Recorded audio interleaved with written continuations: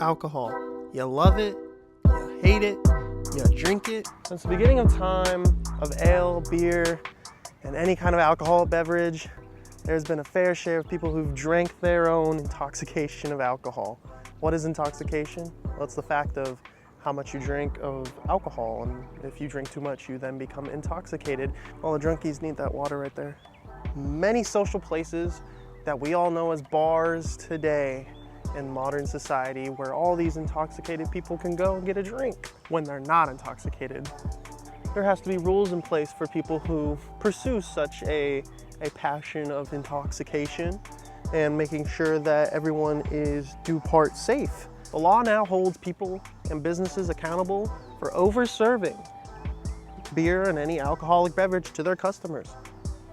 The reason why is for safety and precautions for other customers and other people alike. Over the course of history, it's proven that alcohol has caused many problems. But first, there's some goals. The first one is I'm going to showcase the legal evolution of the bar liability. Second is discuss how these laws impact businesses. And 3, hopefully you'll learn something new by the end of this. The Roaring '20s, probably one of the best times to be alive and be a bar owner. As booze became illegal, so did many bars, and in the sense, many of these restaurants and bars weren't focused on the liability of giving it to Patreons, but rather illegally supplying it. And if it's illegal, you sure can't report it on any taxes or on any income.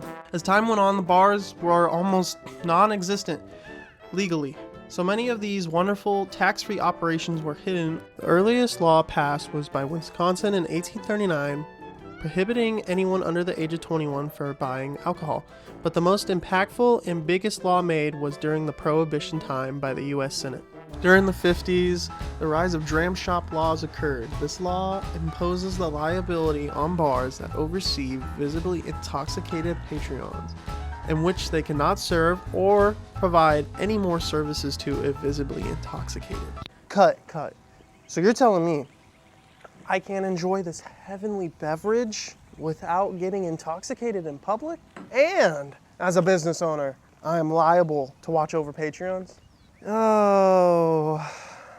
Today, most states have the dram shop laws, and rules vary state to state.